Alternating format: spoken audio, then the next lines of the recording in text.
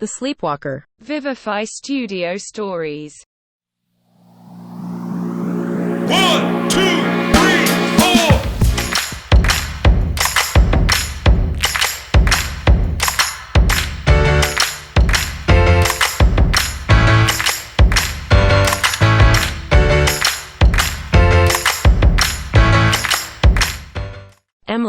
Emily, where are you going, sweetie? Emily, Stephanie called. Stephanie wrapped herself in her sleeping robe and went after Emily. With a steady pace, Stephanie followed Emily around the house. Stephanie took Emily by her shoulder and shook her vigorously. Emily came back to her senses. What? Questioned Emily. Where am I? Emily inquired. Stephanie stared at Emily and smiled. I guess, honey, you are sleepwalking again, replied Stephanie. Emily looked around and found herself standing in the kitchen. Oh yes, I guess so, Emily murmured. It's late, sweetie. Time to go back to sleep, Stephanie exclaimed. Sure, Mom, Emily replied. I wonder, when will I get rid of this sleepwalking habit of yours? Muttered Stephanie, turning the lights off of the kitchen. Both Emily and Stephanie headed for the bedroom. Emily was an ordinary child with a curious and imaginative mind. However, there was something quite extraordinary about Emily. She was a sleepwalker. Every night, Emily's parents would chuck her into bed, making sure that all the windows and doors were securely closed. Yet despite their best efforts, every morning they would find Emily in the most peculiar places. One time, she was discovered sitting on the kitchen counter. Another time outside in the garden, and once even on the top of the old oak tree in their backyard. Stephanie, Emily's mom, was so concerned about Emily's unusual sleepwalking adventures that she even consulted doctors and sleep specialists. But none of the doctors had any definite answer or remedies. Determined to keep her daughter safe, Stephanie started installing alarms on all the doors and windows, hoping the sound would wake them up whenever she wandered off. Emily's sleeping escapes became harmless enough. Emily would quietly traverse through her room and sometimes ended up in her parents' bedroom, who would then gently guide her back to her own bed. However, as time passed, her sleepwalking became increasingly intense and unpredictable. One moonlit night, Emily's parents were awakened by a strange noise coming from outside their home. Hurriedly, they rushed to the window and were astounded to find Emily standing in the yard, seemingly asleep yet her eyes wide open. Fearful for her safety, they dashed outside, reaching out to wake Emily from her sleepwalking episode. But just as their hands were about to touch her, Emily bolted, disappearing into the vast darkness of the nearby forest.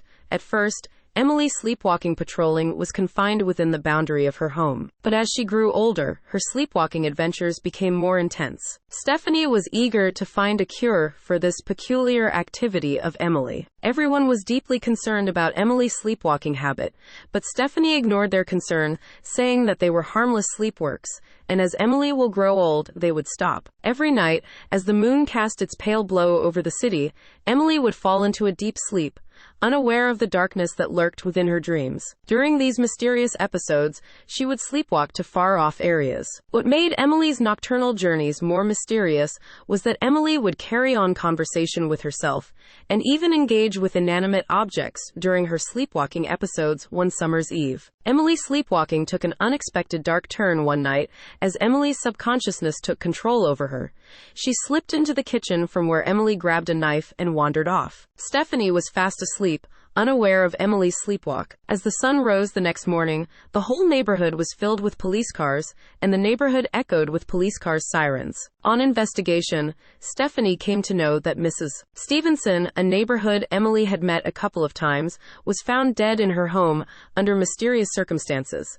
The whole neighborhood was shocked on hearing the news of Mrs. Stevenson passing away. The police had searched the neighborhood and Mrs. Stevenson's house for clues, but all the efforts of the police met failure to catch the murderer. Terror took over the neighborhood on hearing the murder.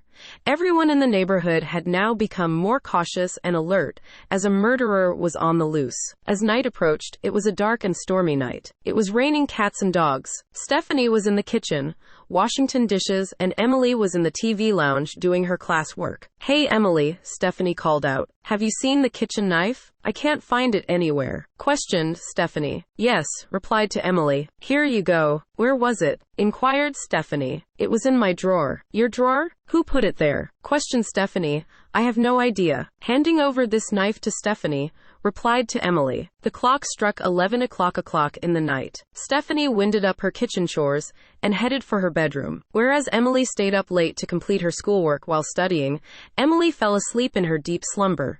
Emily's subconscious took control as she walked silently through the house. Unbeknownst to her, she was about to engage in a dark act that would haunt her waking. Emily's sleepwalking path led her into the kitchen. Without any recollection of her actions later, Emily picked up a large kitchen knife that was left unwashed from the dinner. She began to wonder further, now holding the cold, gleaming weapon in her small hands. Unluckily, Emily's path led her to the neighboring house, where Mr. Wilson resided. As fate could have it, his door was accidentally left unlocked. As he slumbered peacefully, Emily entered the house. The sound of the bells on his bedroom door jingled softly, with moonlight trickling through the curtains, casting eerie shadows on the walls. With her heart pounding and her grip tightening around the knife, Emily stood over the elderly man as he slept soundly. Then, under the twisted influence of her sleepwalking episode, Emily plunged the knife at Mr. Wilson's chest. The silence of the night was shattered by the sound of his gasp.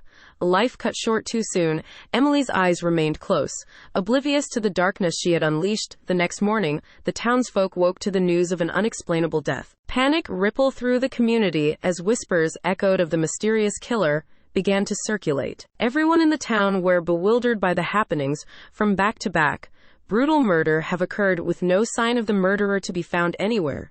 The townspeople had quickly learned to barricade their doors and lock their windows to protect themselves from potential harm. The townspeople began to notice that something was amiss when a series of unexplained disappearances occurred. The authorities, initially perplexed by the situation, had no lead or suspect perceived. Little did they know the real threat walked among them, hidden during daylight hours each night as the town slept. Emily would commit gruesome murders, leaving the townsfolk trembling with fear.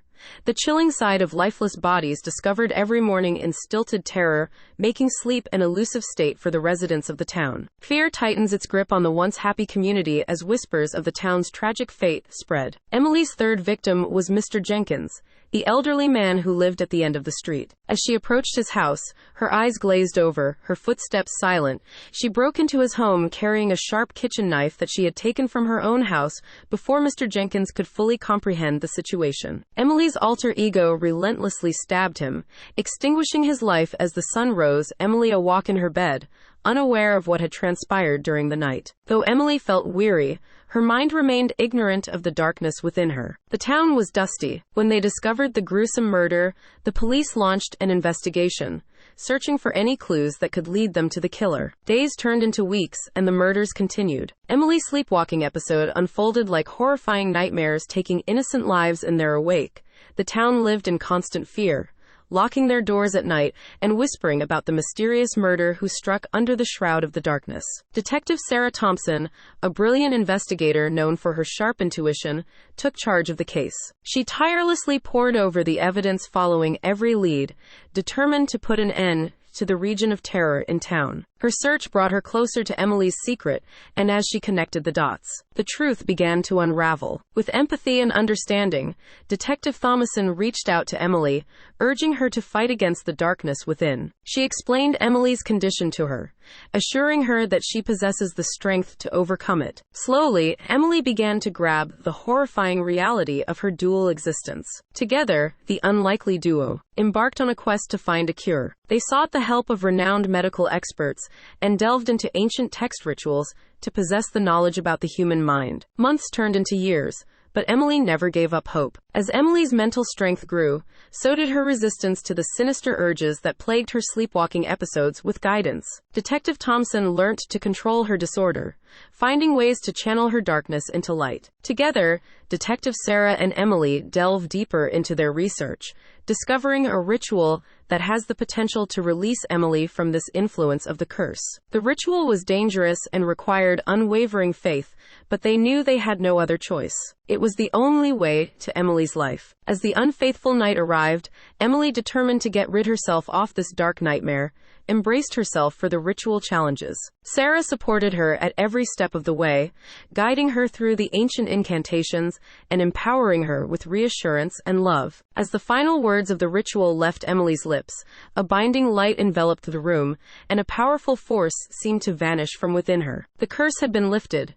Exhausted but victorious, Emily walked from her sleep, realizing the long-awaited freedom she had earned. The town rejoiced as the murderer ceased and its people could once again sleep peacefully without fear. Emily's newfound control over her sleeping self brought relief and closure to both herself and her colleagues. With Sarah's dedication, Emily learns to forgive herself for the crimes she had unknowingly committed, finding solace in her newfound lease on life. From that day forward, the town celebrated their heroine, forever grateful for Sarah's unwavering strength and determination.